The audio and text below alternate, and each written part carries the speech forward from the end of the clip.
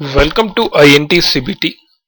मेरा नाम अमित एरन है और आज जो हम टॉपिक कवर कर रहे हैं वो है आपका प्री इंस्टॉलेशन प्रिपरेशन। ओके, क्योंकि इस चैप्टर में हम देखेंगे कि एक्सचेंज को इंस्टॉल करने से पहले क्या क्या प्रिपरेशन की जाए। ठीक है, जैसे बात करता हूं मैं कि आप शादी करनी है, तो शादी तो क्या है, 2 घंटे का ही काम है। बट आपको शादी करने से पहले क्या करनी पड़ेगी, जो तैयारियां करनी पड़ेगी उसमें क्या लगेगी, बहुत ज्यादा टाइम लगेगा। सेम चीज एक्सचेंज के साथ है कि एक्सचेंज को इंस्टॉल करने में ज्यादा टाइम नहीं लगेगा, बट जो एक्सचेंज को इंस्टॉल करने से पहले जो आपको प्रिपरेशन करनी पड़ेगी उस प्रिपरेशन में क्या लगेगा, थोड़ा टाइम लगेगा। ठीक है, तो हम इसमें वो सारी चीजें कवर करेंगे। तो इसमें हम क्या क्या देखेंगे वो हम बात करते हैं। इस चैप्टर में हम कवर करेंगे हार्डवेयर एंड सॉफ्टवेयर रिक्वायरमेंट के एक्सचेंज डालने के लिए आपकी हार्डवेयर और सॉफ्टवेयर रिक्वायरमेंट क्या है, getting ready for installation, examining edition, कौन कौन से एडिशन आते हैं एक्सचेंज की वो देखेंगे, और CL टाइप्स के बारे में देखेंगे। ठीक है, तो ये हम देखते हैं। सबसे पहले देखते हैं हार्डवेयर रिक्वायरमेंट्स के बारे में। तो आप एक्सचेंज को इंस्टॉल करने के लिए सबसे पहले हम देखते हैं CPU, आपको प्रोसेसर कितना चाहिए।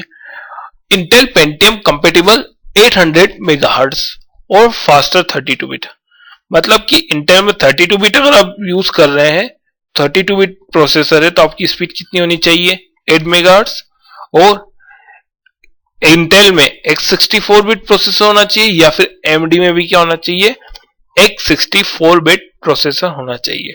ओके, मैं आपको एक बात बता देता हूं कि एक्सचेंज जो है वो 2 एडिशंस में अवेलेबल है, एक 32 बिट और एक 64 बिट। 32 बिट एडिशन जो है वो क्या है, एवोल्यूशन पर्पस से, मतलब कि आपको डेमो के लिए या टेस्टिंग के लिए यूज करना है तो आप किसका यूज कर सकते हो, 32 बिट एडिशन को यूज कर सकते हो। बट जब आप माइक्रोसॉफ्ट के पास जाओगे परचेस करने के लिए, तो वो आपको 32 बिट एडिशन नहीं बेचेगा। आपको क्या परचेस करना पड़ेगा, 64 बिट लाइसेंस ही परचेस करना पड़ेगा। माइक्रोसॉफ्ट आपको 32 बिट वर्जन के लिए ना कोई सपोर्ट देगा और ना कोई लाइसेंस प्रोवाइड करवाएगा।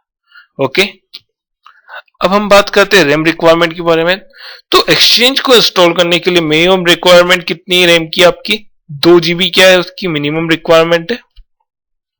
Recommended 2 GB plus 5 MB RAM पर मेल बॉक्स। बट रिकमेंड क्या करता है माइक्रोसॉफ्ट कि मिनिमम क्या हो, रैम 2 GB तो हो ही हो, उसके बाद आपके एक्सचेंज सर्वर पे कितने मेल बॉक्स होंगे, कितने यूजर होंगे।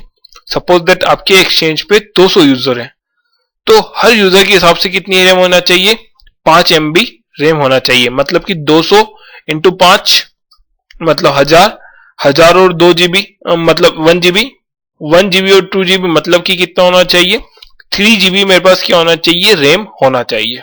ठीक है, ये recommended scenario. Paging file equal to amount of RAM plus 10 MB। अब पेजिंग फाइल की आपको इतने विंडोज में इतनी टेंशन लेने की जरूरत नहीं है, क्योंकि विंडोज में पेजिंग फाइल ऑटोमेटिकली बन जाती है। इसके बाद बात करें तो 1.2 GB हार्ड डिस्क स्पेस के बारे में बात कर रहे हैं, तो 1.2 GB of available disk space to install Exchange Server 2007। अगर आप एक्सचेंज 2007 को इंस्टॉल कर रहे हैं तो आपके C ड्राइव में कितना स्पेस होना चाहिए, 1.2 GB होना चाहिए मिनिमम। ठीक है, 200 MB of available disk space on system drive. देखिए एक चीज हो सकती है, एक और चीज ये हो सकती, एक चीज तो ये होगी कि आप एक्सचेंज को इंस्टॉल कर रहे हैं तो उसका डेटा भी कहां पे रख रहे हैं, C ड्राइव पे रख रहे हैं, मतलब कि सिस्टम ड्राइव पे ही रख रहे हैं। तो उस कंडीशन में आपको क्या चाहिए, 1.2 GB मिनिमम चाहिए। एक और कंडीशन ये हो सकती है कि आप एक्सचेंज का डेटा है वो किसी और ड्राइव के अंदर रख रहे हैं, सपोज दैट DE किसी और दूसरी ड्राइव में रख रहे हैं। अगर आप ऐसा कर रहे हैं तो भी आपकी सिस्टम ड्राइव में कितना स्पेस होना चाहिए, कम से कम 200 MB होना ही चाहिए। ठीक है, NTFS on system and all exchange data partition. आपकी जो सिस्टम पार्टीशन है वो भी, और जिसमें आप एक्सचेंज का डेटा रख रहे हैं वो भी, वो सभी पार्टीशन किससे फॉर्मेटेड होना चाहिए, NTFS फाइल सिस्टम से फॉर्मेट होना चाहिए। उसके बाद आपको क्या लगेगी, DVD रखेगी, कि तो आप डीवीडी से इंस्टॉलेशन करोगे या फिर लोकल कंप्यूटर पे आप हार्ड डिस्क में स्टोर करके या फिर नेटवर्क से एक्सेस करके क्या करेंगे, इंस्टॉलेशन करेंगे। ठीक है, अब बात कर रहे हैं इंस्टॉलिंग एक्सचेंज सर्वर कि एक्सचेंज को इंस्टॉल करने से पहले क्या क्या स्टेप आपको फॉलो करना पड़ेगी। ठीक है, तो सबसे पहली स्टेप्स क्या है, verify that hardware infrastructure require are meet. सबसे पहले अपने को चेक करना पड़ेगा कि हमारा जो हार्डवेयर है वो विंडोज एक्सचेंज सर्वर की रिक्वायरमेंट को फुलफिल करता है या नहीं। ठीक है, ये चेक कर लिया। उसके बाद हम क्या करेंगे, उसके बाद हम इंस्टॉल आईएस इंस्टॉल करेंगे और फिर डीएनएस को इंस्टॉल करेंगे। ठीक है, इतना काम करने के बाद हम क्या करेंगे, फिर प्रिपेयर एक्टिव डायरेक्टरी, हमारे कंप्यूटर में क्या डालेंगे, एक्टिव डायरेक्टरी डालेंगे। फिर इंस्टॉल एमएमसी विथ वर्जन 3.0। उसके बाद हम क्या डालेंगे, एमएमसी डालेंगे 3.0 और उसके बाद डॉटनेट फ्रेमवर्क डालेंगे। फिर हम विंडोज पावरशेल डालेंगे, ये सभी काम कर लेंगे। ठीक है, अब उसके बाद जो डालेंगे फिर क्या करेंगे, हम exchange server role to install, मतलब कि आप एक्सचेंज सर्वर के कौन कौन से रोल जो इंस्टॉल करना चाहते हैं वो हम क्या करेंगे, सिलेक्ट करेंगे। ठीक है, आप देखेंगे कि आपकी जो स्टार्टिंग की चार जो रिक्वायरमेंट है, स्टार्टिंग की जो चार स्टेप्स जो हैं वो एक्सचेंज से रिलेटेड नहीं है, वो क्या है, विंडोज से रिलेटेड है। ठीक है, बट जो पांचवी स्टेप है वो किससे रिलेटेड है, आपकी एक्सचेंज से रिलेटेड है। ओके, तो हम इंस्टॉलेशन स्टार्ट करते हैं। तो सबसे पहले हम क्या कर लेते हैं, अपना हार्डवेयर चेक करते हैं। तो इसके लिए मैं क्या कर देता हूं, एक वर्चुअल मशीन क्रिएट कर देता हूं। मैं फाइल पे जाता हूं, न्यू वर्चुअल मशीन सिलेक्ट किया मैंने, नेक्स्ट और हम जो इंस्टॉल करेंगे वो किसके अंदर करके देख रहे हैं, पहले सर्वर 2003 के अंदर। ठीक है, तो एंटरप्राइज एडिशन में सिलेक्ट कर लेता हूं। हम जो इंस्टॉल करेंगे वो क्या यूज कर रहे हैं, अभी हम 32 बिट एडिशन इंस्टॉल करेंगे एक्सचेंज का। ओके, अब मैं सिलेक्ट कर रहा हूं नेक्स्ट, उसके बाद ब्राउज कर लेता हूं मैं, और मैं यहां पे क्या डाल देता हूं कि मुझे कहां पे स्टोर करनी है अपनी मतलब कि मेरी इस वर्चुअल मशीन का डेटा मुझे कहां सेव करना है, ये मैं सिलेक्ट कर लेता हूं। मैं इस मशीन का डेटा सिलेक्ट कर रहा हूं एफ पर वर्चुअल मशीन आपकी, यहां पे एक मैं फोल्डर बना देता हूं 2K3 SRV 8 करके एक मैं फोल्डर बना दिया। ओके, नेक्स्ट और नेक्स्ट में फिनिश कर देता हूं।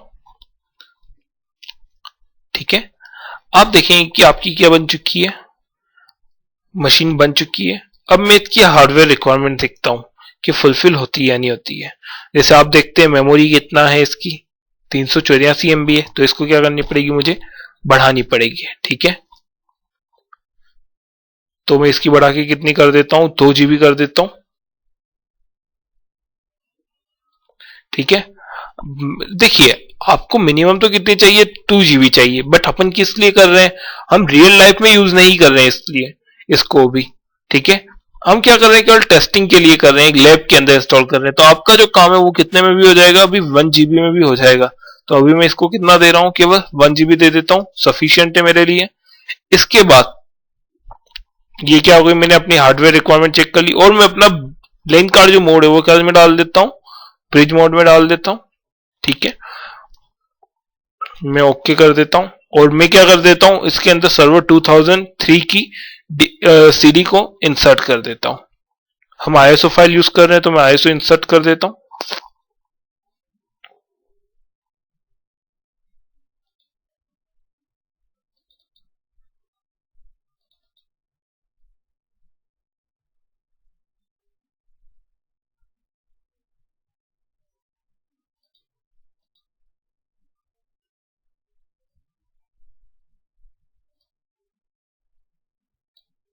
मैं इसके अंदर इंसर्ट कर देता हूं, ओके कर देता हूं। ठीक है, मतलब कि पहले तो क्या कर ली मैंने, अपने हार्डवेयर रिक्वायरमेंट चेक कर ली कि वो क्या कर रही है, मेरी हार्डवेयर रिक्वायरमेंट को क्या कर रहा है, फुलफिल कर रहा है। ठीक है, अब इसके बाद मैं क्या कर दी, इसके अंदर सर्वर 2003 की सीडी को इंसर्ट कर दिया है। अब मैं क्या कर देता हूँ, मशीन को पावर ऑन कर देता हूँ और सर्वर 2003 का क्या कर देता हूँ, इंस्टॉलेशन स्टार्ट कर देता हूँ।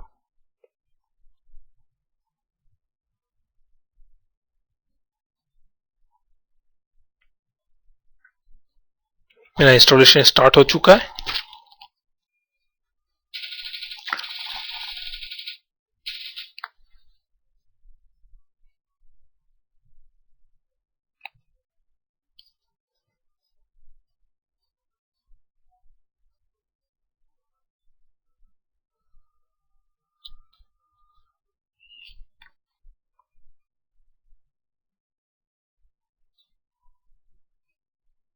मुझे यहाँ पे इंटर प्रेस करना पड़ेगा।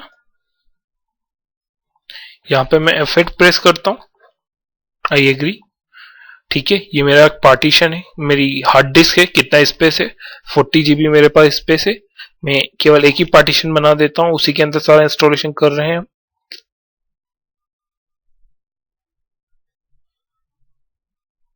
मैं NTFS से फॉर्मेट कर देता हूँ इसको।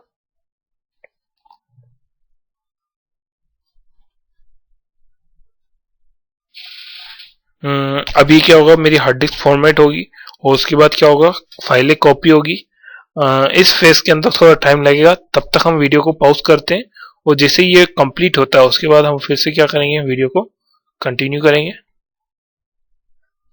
आप देख सकते हैं कि मेरा इंस्टॉलेशन कंटिन्यू हुआ। अब वो मुझसे रीजन और लैंग्वेज टाइप के बारे में पूछ रहा है। मैं यहाँ पे नेक्स्ट क्लिक कर देता हूँ।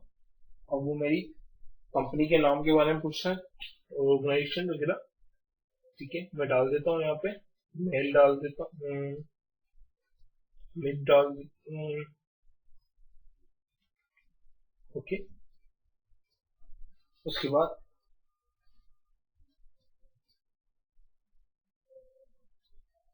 कितने लाइसेंस के लिए मैं परचेज करना चाहता हूँ, यहाँ पे मैं नेक्स्ट प्रेस करता हूँ। ठीक है, और मेरे कंप्यूटर का नाम क्या रहा है, तो मैं यहाँ पे नाम डाल देता हूँ। मैं अपने सर्वर का नाम रखता हूँ मेल1। ओके, मैंने अपने सर्वर का नाम रख दिया मेल1।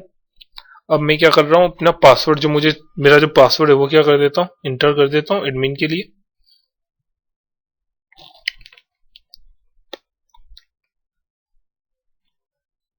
मैं इसको नेक्स्ट कर देता हूँ। अब मैं यहाँ पे अपना टाइम जोन सिलेक्ट कर लेता हूँ, इंडिया का, और नेक्स्ट प्रेस करता हूँ। ठीक है, अब इस प्रोसेस, अब इंस्टॉलेशन कंटिन्यू होगा, इसमें वापस से थोड़ा टाइम लगेगा। तब तक हम वीडियो को फिर से स्टॉप करते हैं, तो पॉज करता हूँ। जैसे ही कंप्लीट होगा फिर से हम वीडियो को कंटिन्यू करेंगे। जैसा कि आप देख सकते हैं कि मेरा जो है ये इंस्टॉलेशन क्या हो चुका है, कंप्लीट हो चुका है। अब मैं क्या कर लेता हूँ, लॉगिन ले लेता हूँ।